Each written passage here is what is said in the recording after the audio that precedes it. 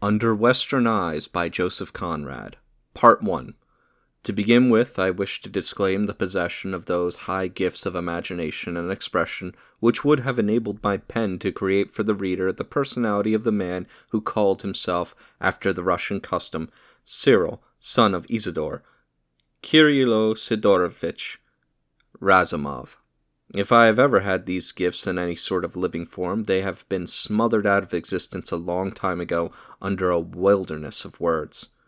Words, as is well known, are the great foes of reality. I have been for many years a teacher of languages. It is an occupation which at length becomes fatal to whatever share of imagination, observation, and insight an ordinary person may be heir to. To a teacher of languages, there comes a time when the world is but a place of many words, and man appears a mere talking animal not much more wonderful than a parrot. This being so, I could not have observed Mr. Razumov or guessed at his reality by the force of insight, much less have imagined him as he was. Even to invent the mere bald facts of his life would have been utterly beyond my powers. But I think that without this declaration the readers of these pages will be able to detect in the story the marks of documentary evidence, and that is perfectly correct. It is based on a document. All I have brought to it is my knowledge of the Russian language, which is sufficient for what is attempted here. The document, of course, is something in the nature of a journal, a diary, yet not exactly that in its actual form. For instance, most of it was not written up from day to day, though all the entries are dated. Some of these entries cover months of time and extend over dozens of pages. All the earlier part is a retrospect, in a narrative form, relating to an event which took place about a year before. I must mention that I have lived for a long time in Geneva. A whole quarter of that town, on account of many Russians residing there, is called La Petite Russie, Little Russia. I had a rather extensive connection in Little Russia at that time, yet I confess that I have no comprehension of the Russian character. The illogicality of their attitude, the arbitrariness of their conclusions, the frequency of the exceptional should present no difficulty to a student of many grammars. But there must be something else in the way, some special human trait, one of those subtle differences that are beyond the ken of mere professors. What must remain striking to a teacher of languages is the Russians' extraordinary love of words. They gather them up, they cherish them, but they don't hoard them in their breasts. On the contrary, they are always ready to pour them out by the hour or by the night with an enthusiasm, a sweeping abundance, with such an aptness of application sometimes that, as in the case of very accomplished parrots, one can't defend oneself from the suspicion that they really understand what they say.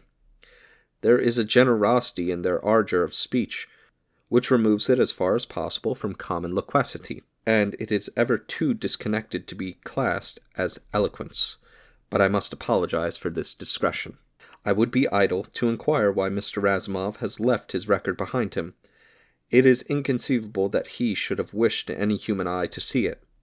A mysterious impulse of human nature comes into play here, putting aside Samuel Pepys, who has forced in this way the door of immortality innumerable people. Criminals, saints, philosophers, young girls, statesmen, and simple imbeciles have kept self-revealing records from vanity, no doubt, but also from other more inscrutable motives. There must be a wonderful soothing power in mere words, since so many men have used them for self-communion. Being myself a quiet individual, I take it that all men are really after, in some form, or perhaps only some formula, of peace. Certainly they are crying loud enough for it at the present day. What sort of peace Kirilo Sidorovitch Razumov expected to find in the writing up of his record, it passeth my understanding to guess. The fact remains that he had written it.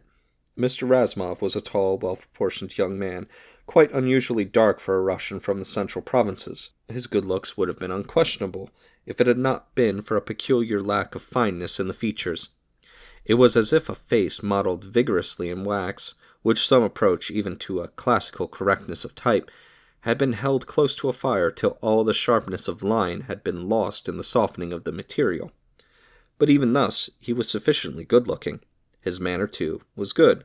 In discussion, he was easily swayed by argument and authority. With his younger compatriots, he took the attitude of an inscrutable listener, a listener of the kind that hears you out intelligently, and then just changes the subject. This sort of trick, which may arise either from intellectual insufficiency or from an imperfect trust in one's own convictions, procured for Mr. Razumov a reputation of profundity.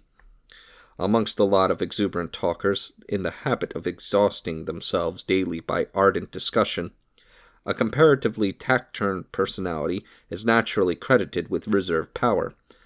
By his comrades at the St. Petersburg University, Kirilo Sidorovich Razumov, third-year student in philosophy, was looked upon as a strong-natured and altogether trustworthy man.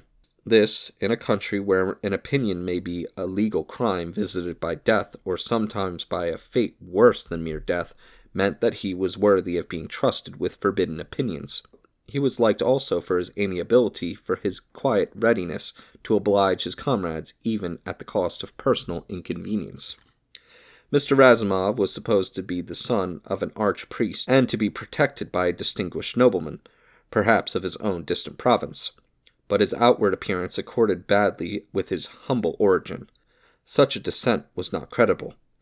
It was indeed suggested that Mr. Razumov was the son of an archpriest's pretty daughter, which, of course, would put a different complexion on the matter. This theory also rendered intelligible the protection of the distinguished nobleman. All this, however, had not been investigated maliciously or otherwise. No one knew or cared who the nobleman in question was. Razumov received a modest but very sufficient allowance from the hands of an obscure attorney, who seemed to act as his guardian in some measure. Now and then he appeared at some professor's informal reception. Apart from that, Razumov was not known to have any social relations in the town. He attended the obligatory lectures regularly, and was considered by the authorities as a very promising student. He worked at home in the manner of a man who means to get on, but did not shut himself up severely for that purpose. He was always accessible, and there was nothing secret or reserved in his life.